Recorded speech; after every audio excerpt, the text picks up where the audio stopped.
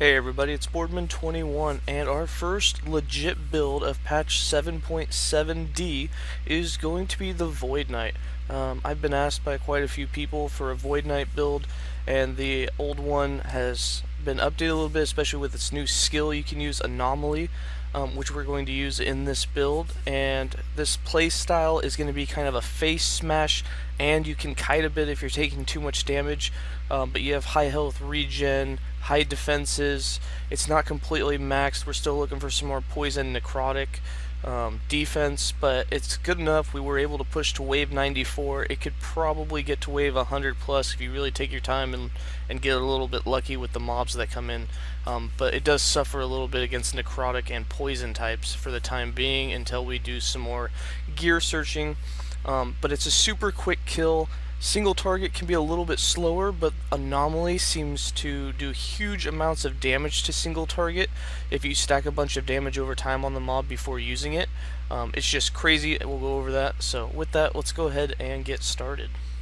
So for skills, we're going to be running Ring of Shields, Lunge, Rive, Anamoly, and Devouring Orb. You'll notice that two of my skills are not maxed, but I will go over what the final points in them will be. We'll start with the Ring of Shields. For Ring of Shields, we're using it defensively to heal ourselves for more protections and for the longest duration possible. We have 2 points in reinforcement, 2 points in healing shields, 5 points in Phalanx so that you get that 50% increased armor and 50% increased elemental protections. Then we have 2 points in banding, 3 points in enduring defense so that they're always up with that increased endurance, or that increased duration. And we have coating for 1 point so that when we use potions it heals the shields as well, so if you see them dying, go ahead and use that. And then our final 5 points is in tempered steel for the mana cost.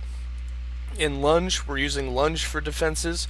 It's super massively important to get as much protections as you can get in the game now. So for this, we have 4 points in Tactician, 4 points in Forge On for that 60% increased armor and stun avoidance, 1 point in Unstoppable, so whenever you are lunging, you're invincible, you take no damage, 4 points in Lunging Might for some strength, and then 4 points for Rallying Charge, most importantly, so you have 100% increased elemental protections and void protection. This is huge, and it stacks, so if you lunge a couple of times within 4 seconds, you actually can have more than one stack of this. You can get 200% elemental protections and void protection. Into the Fray for 3 points, and then we have Rive. We're using Rive for 2 things, Global Leech and Mana Back. So we're not using it for damage. We're actually doing no damage with Rive.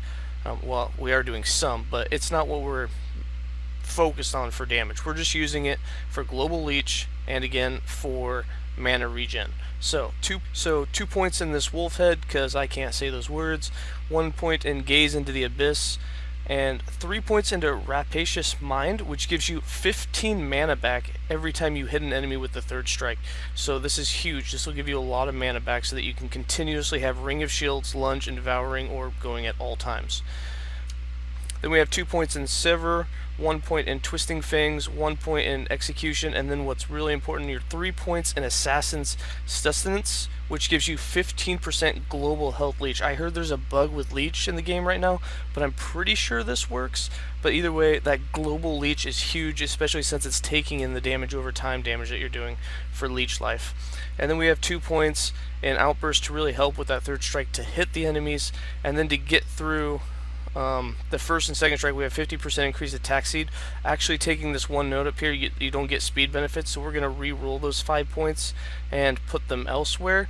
I can update this video, or if you have questions about where to put those points, basically anywhere you want in the tree. It doesn't even matter because we're not using this for damage. So you could do more Ignite Chance or whatever you wanted, but these 5 are useless. It's just how I had it set up originally. I haven't redone it. Then for Anamoly, this is a huge skill, and for single targets, it's huge damage, and here's why. So, you can have Future Strike applied to all enemies. Now, if you don't know what Future Strike is, we have 10 points in it in our passive trees, so for every hit we do, we have a Future Strike on an enemy, and that does 50 void damage. So, whenever you hit an enemy with Anamoly, it automatically puts a Future Strike on them, and then we're going to have 400% increased Future Strike effect on them. So that means we're actually doing 400% increase of 50 damage, which is what is that, 200 damage, I think, and I don't know if that gets affected by your increases to void damage, but it's a huge amount of damage to be done just the moment that you use it. On top of that, you have ailment speed on returns, and ailment duration is reset on returns. So if you don't know the way that Anamoly works, it's got a combo mode, kind of like Rive, where you cast them into the future and then you bring them back. But there is one node, which we have immediacy, which means you no longer send them into the future. So instead, you're basically sending them there and back instantly. So anything that would have been triggered by them coming back is now instantly triggered. So the moment that you use this, it resets the duration of all damage over time ailments on them.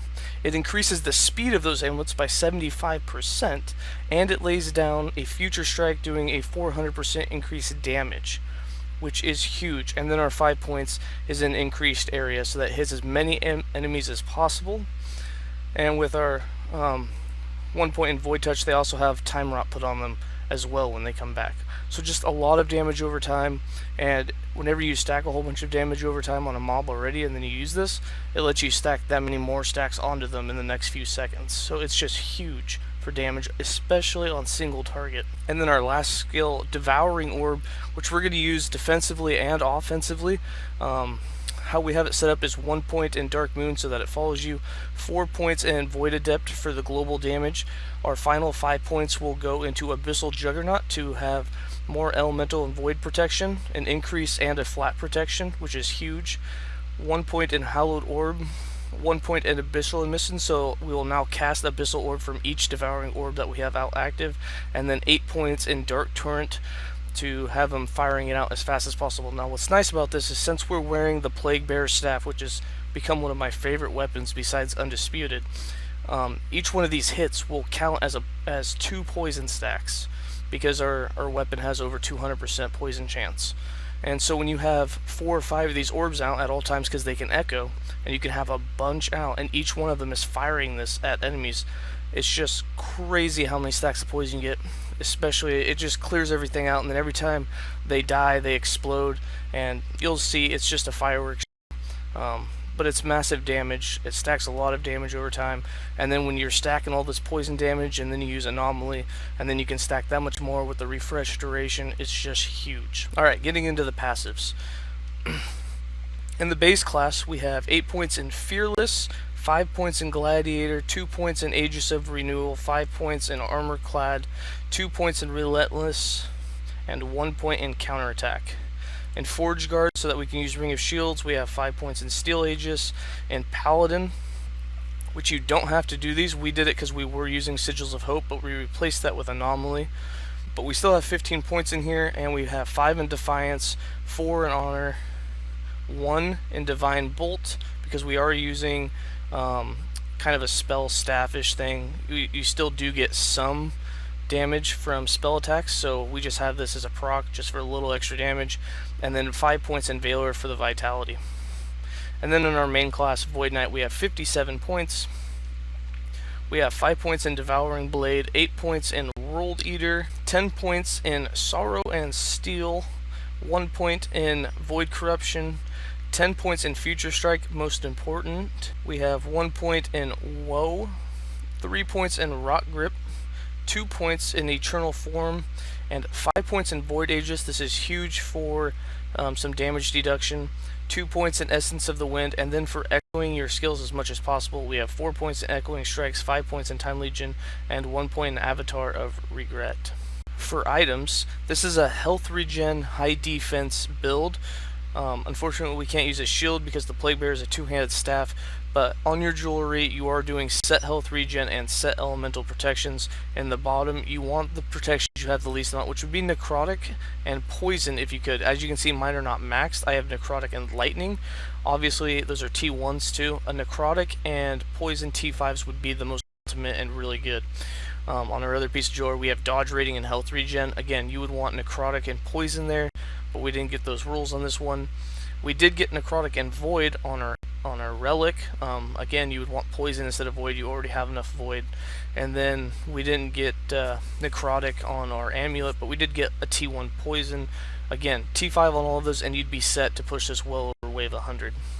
And then on your helm, chest, and gloves, you're going to want the health regen per second, and you're just going to want some glancing blow, and again, you want poison and necrotic protection. On this I have void. I have stun avoidance on the chest piece, which necrotic or poison again would have been optimal, and then on the gloves, stun avoidance and health regen again, necrotic, poison. So as you can see, I don't have the most optimal rules to push super far, but we still have enough defenses to go decently far. I'll go over the belt, the boots. The boots, we did +9 vitality in the upper slot because we had it on the belt. Instead of increased damage over time, putting 8 or 9 vitality on that would be optimal. And then again, the Plague Bearer Staff, the most poisonous weapon in the game. It's just crazy on hit damage to do plague and poison and inflicting blind poison, blind attackers. It's just crazy.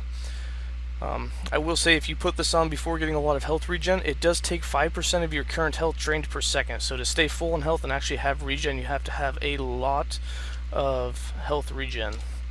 And with that, we are currently sitting at 320 health regen. We have over 60% of all protections. This necrotic and poison won't go up at all. This is where they'll sit at 63 and 64%. However, our elemental, armor, and void will actually skyrocket. We'll be at 80% plus on all of these, even 85, 86%, depending on how many lunges you have in there. Just when we do the Ring of Shields, you can see that when they heal, we're already up into the 70s. When we put the 50% increased void and elemental on Devouring Orb, they'll get 50% higher, and then when you lunge, you get 100% elemental and void, so it's and 60% armor. It's going to be above 80% easily. We don't have all the idols. We'd like more health regen idols. We got 4 slots open. The other 2 idols we have is Chance to Slow with void skills, and 25% increased armor and 10% mana efficiency with void spells. Really, all 16 of these can be health regen for more survivability if you want, so that you can get up over 400 health a second. And with that, I'm just going to show you some more gameplay, do a little bit of arena for you, and that's it.